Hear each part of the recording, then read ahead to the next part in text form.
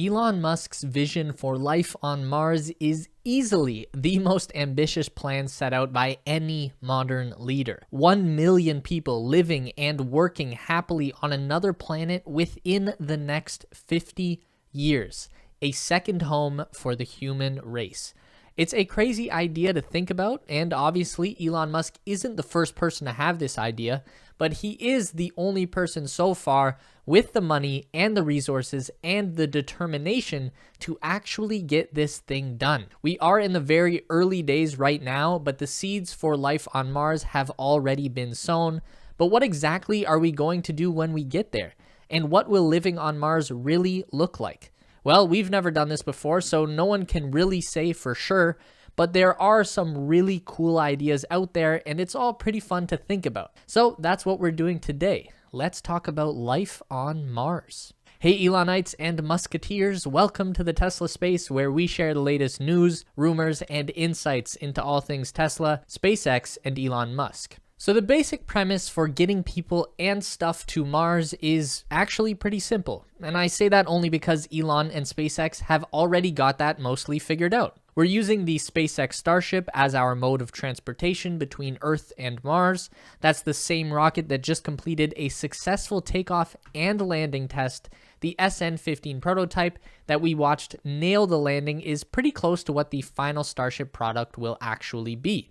It's just a really big stainless steel rocket ship that can take off from a planet, fly through space, and come back down again fully intact. And it can do that over and over again with only a pause to refuel in between flights. No rocket like this has ever been successfully done before. This is a true game changer. The Starship will act as a ferry between Earth and Mars. Some will carry people, but even more flights will carry supplies. The Starship can carry 100 metric tons of cargo on each flight. That's about 50 Tesla Model 3 cars for comparison. Once every 2 years, when Earth and Mars reach their closest point in space, fleets of Starships will make the 7-month journey between the two planets.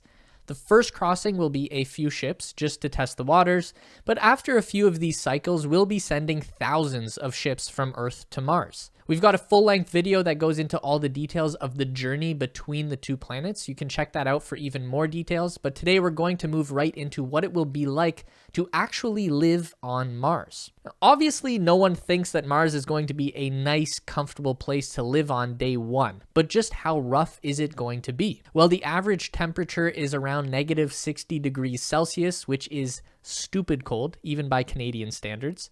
Though in the peak of summer at the equator of the planet, Mars can reach a maximum temperature of around 20 degrees Celsius, which is pretty nice. I'd say like pretty solid tanning weather up here in the Great White North. So that's pretty nice, but it doesn't mean you'll be kicking it on a lounge chair with a nice beverage every day. The atmosphere on Mars is pretty much non-existent, and what is there is mostly carbon dioxide. The volume of atmospheric gas on Mars is less than 1% of what we have on Earth. So there's really not much to work with. And in addition to there being nothing there to breathe, there is also nothing there to protect the surface of Mars from cosmic radiation. That's bad. You see, as much as the sun sustains our life here on Earth, that's only because our atmosphere is able to block out all of the bad radiation that would just kill us if we were exposed to it. Or it might turn us into superheroes, but somebody would have to be willing to find out. The gravity is also much lighter on Mars. Mars is much smaller than the Earth, so the gravity is only about 1/3 as strong there. That's actually a really good thing for us because after 7 months of weightless spaceflight, the human body is going to be significantly weakened. So regaining strength on Mars will be easier than on Earth. Trying to come back home after an extended stay, though, that is going to be very challenging to overcome. Then there are these epic dust storms that can cover the entire planet in some cases. Dust is going to be a huge issue on Mars. That's what got Matt Damon into trouble when he was on Mars. He got caught in a dust storm and all his stuff blew over and he got stranded. Luckily, I'm being told that was just a movie and didn't actually happen. It's hard to tell these days which is which. They're just so good at that now. So in real life, the wind on Mars wouldn't be that big of a deal. Like we said, the atmosphere is so much thinner over there than it is on Earth. So even in a crazy 100-kilometer high dust storm on Mars, the wind is only blowing like 60 kilometers an hour. It's the dust that's really going to be the problem. It gets everywhere. all of our equipment is going to have to be thoroughly sealed against dust getting inside and ruining everything. Solar panels are going to be a pain in the ass to keep clean. So overall, the dust storms are going to be bad, but it's not going to be like that scene in Mad Max where everyone gets wrecked. They'll be pretty tame in comparison. So Mars is definitely not going to be a safe place. And like Elon has said, people will probably die. Probably not so much in the way that Pete Davidson's Chad died on SNL, but more like accidents happening to people. The margin for error with everything on Mars will be so slim, any little mistakes or equipment failure can cost a person their life. I saw Elon tell an interviewer on CNN that he would only ever go to Mars personally if he knew that SpaceX would continue after his death. So even as the boss, Elon isn't super optimistic about his chances of survival. But is there anything we can do to make Mars a more hospitable place for human beings to live? Maybe, well, hopefully. There are a couple of theories about terraforming Mars. Elon has an idea in mind that is kind of insane, so let's talk about that. Nuke Mars.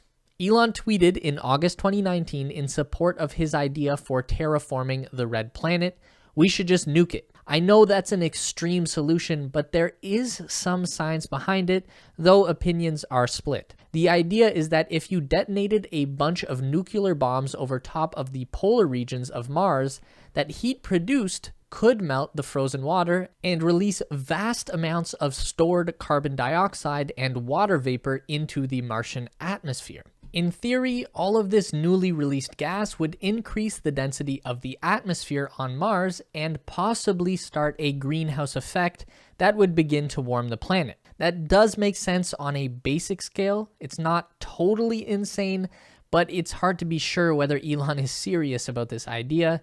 He's probably just having some fun.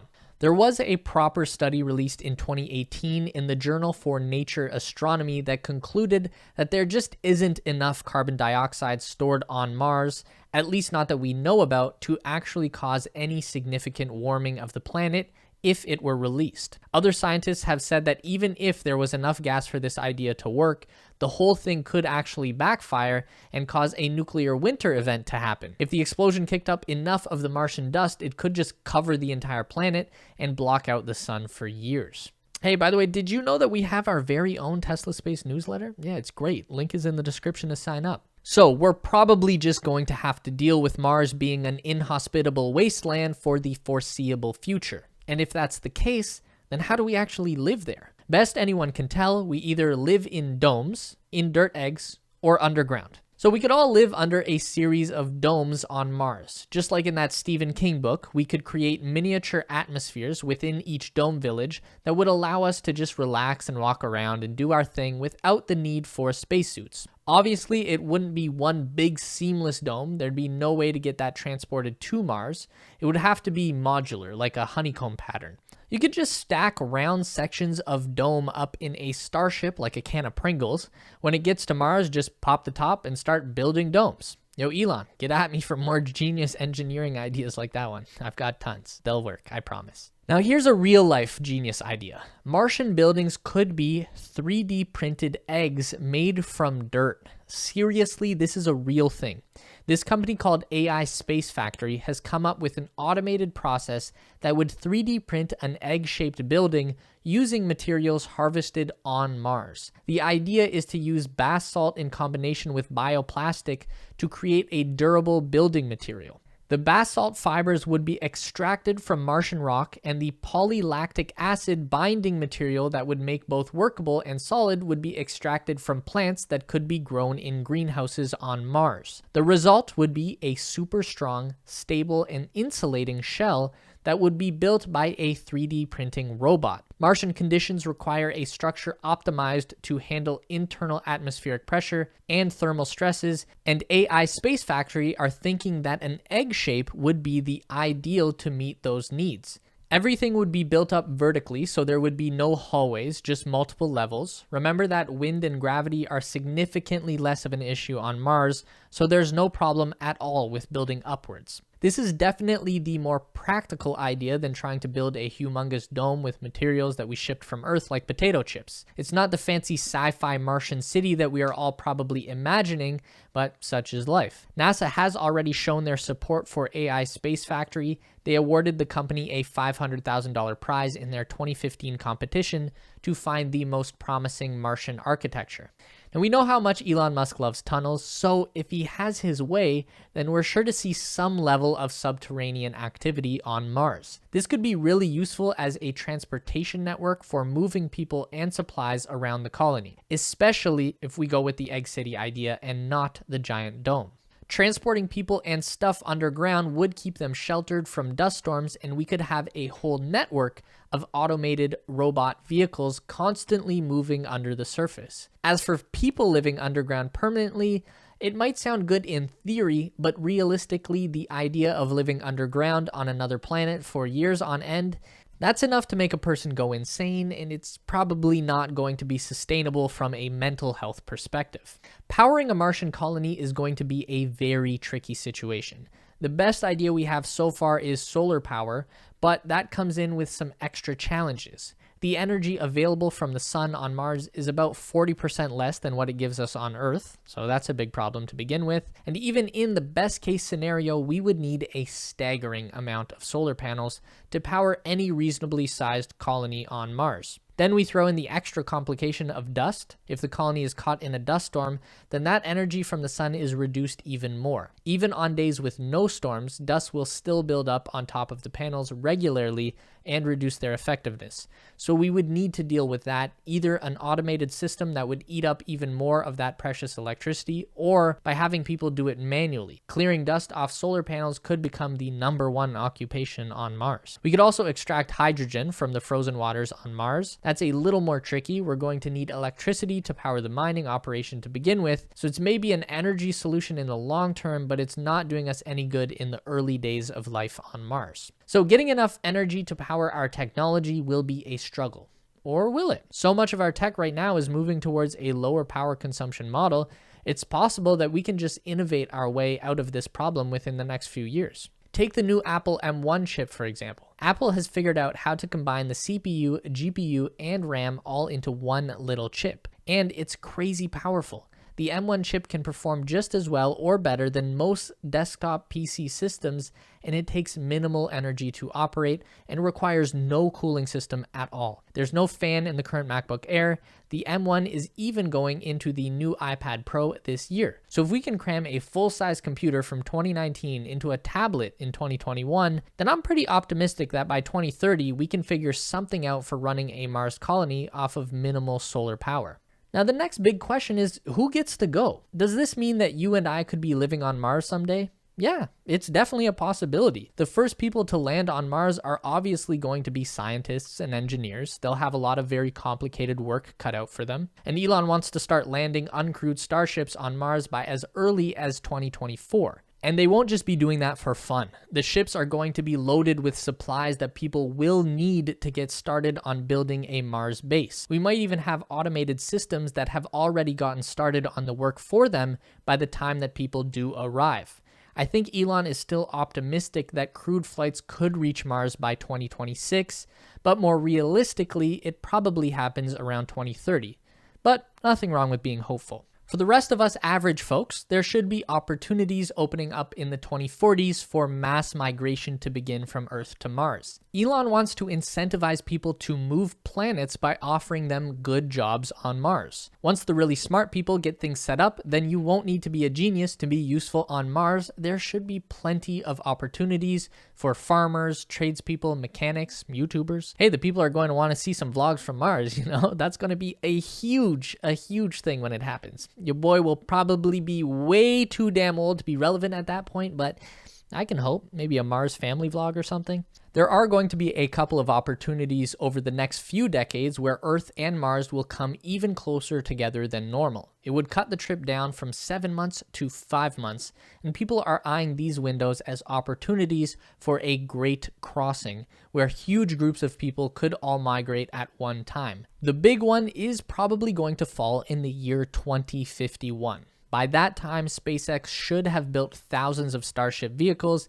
Maybe they've even invented something way better by that point, who knows? And there should be a legit city on Mars ready for us to live in. So 30 years from now could be the time when tens of thousands of people all pack up and leave Earth to go live on Mars. Probably forever. I imagine you don't factor in a return ticket to that kind of trip. And at the same time, there would be people born on Mars that have never seen Earth, which is a crazy thing to think about. I don't know if they could even come to Earth. A person born on Mars would be so much weaker, the Earth's gravity might crush their feeble Martian body, which is sad as hell, but it's so crazy to think about all of this stuff. So let's end the video here because we can go off on all kinds of different topics and daydream about Mars. But let us know about your theories for life on Mars in the comments below. I'm curious to see what you all come up with. Tell me how wrong I am about any of the science that was all talked about in this video. Be sure to sign up for our newsletter for more Tesla news and speculation. We send out one email per week, and it's a really fun and easy read to catch up on all things Elon Musk related. There's a link down below. When you do sign up, be sure to check your various inboxes and move us over to the main inbox so your valuable Tesla Space info doesn't get mixed in with the spam or promotions. If you want to continue to learn about everything regarding Tesla, SpaceX, and Elon Musk, we've got 2 more video options for you on the screen to check out. Don't forget to give this video a thumbs up today if you liked it, and subscribe to our channel for weekly content just like this.